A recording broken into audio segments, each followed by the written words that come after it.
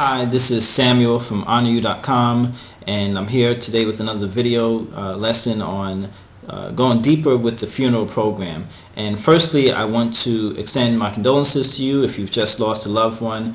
And usually people ask, is there any way that I can help you? But this video is the best way I can offer to help you even at this time, because if you are watching it, I suppose you are putting together a funeral program. And the obituary is part of the program that is, to me, it's the most important part of the program. You have the information for the service and so forth, but the obituary has really a snapshot of the life of your loved one. And it's usually where time is spent the most when preparing the funeral program, because you might have to gather information from people who knew them from a long time ago to co-workers and so forth. So I will extend my help to you by offering you what I know about putting together an obituary, from doing this for over about 10 years now. So this is my way of helping you to prepare the obituary by giving you a simple guideline just to see what components make up the obituary portion. Now remember firstly that the obituary, usually there's two obituaries. One that goes in the newspaper, which is really a short, concise one, and it basically just has the survivors. And then there's there's one that's more elaborate, which is the one we're going to discuss today, which is the one that goes in the funeral program. And it really is a story of the life of your loved one. And now let's start with it. And with any story, every story has a beginning. So this is how we start the obituary, the beginning.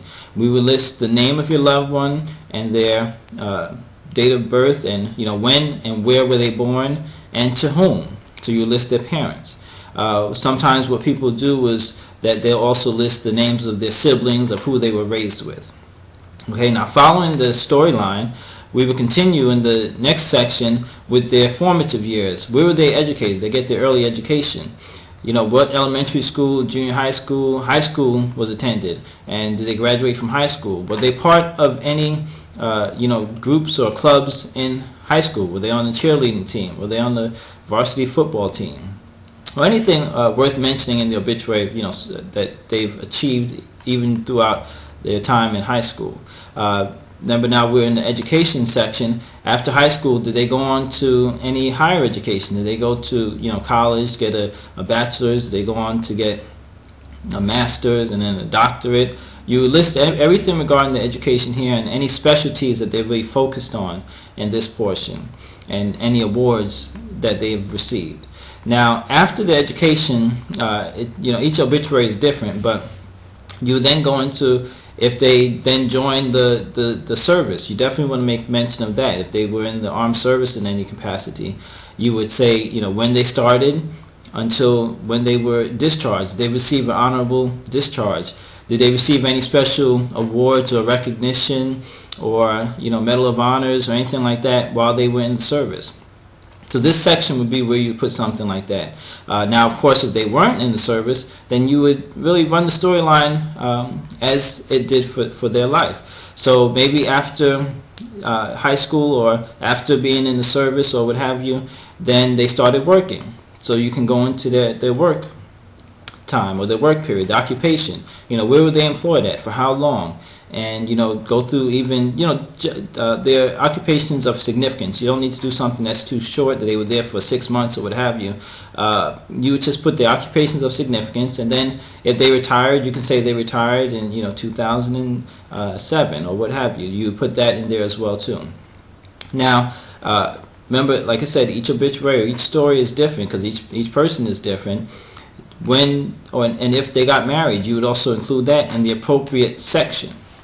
So you would list who they were married to and how many were born to their union. That's another section that you would have. Now, after that, you can put any kind of groups or organization they were a member of, or were they in the Eastern Star or the Masons, or anything, any particular, the Elks Lodge, whatever they might have been affiliated with, or even a church affiliation. What were they? They were a member of such and such a church for 30 years, 40 years, 50 years. You would put their group's affiliation, and whatever, maybe they held a position, they were head of the deacon board, or they were usher, or they were faithfully served their church for 20 years. This is where you would put their religious affiliations, or any kind of groups that they belong to. Now, after this, we've kind of just really been stating the facts of their life. And what I like to do to make it personal, like I say, each person is unique and different, is to add some kind of personal remark about them. Like, for instance, she used to love to get up on Saturdays and bake cookies with her granddaughters, and something along that effect. Or, he woke up and would take long walks in the park and go fishing with his brother for many years. Something personal. Or, they were known in the community to always lend a helping hand. This helps to make the story, lighten it up a little bit and really give you a sense of what and who this person was about. So that's what I would like to put at that portion right there. Now, after that, you will go into when did they leave this earth, and you can put where they left this earth, and you can also list any predeceased relatives. So that's really completing the story right there. We started from when they were born all the way up to when they died. Now the last portion is where we have the surviving family members, and you want to do the closest family members first. So you start with those in their immediate household. So if they have a wife or a husband, and then you go into their children, and then you go to grandchildren, and then you get into the in-laws. So you start from the inside out, and then you go into uncles, cousins, and so forth. Now, one word of advice I would like to offer is that you don't get too involved with trying to name everyone, because what happens when you try and name everyone, there's always somebody that gets left off. So just name the ones that are really close, and the other ones kind of would fall into the category of how we end this section of and a host of other relatives and friends.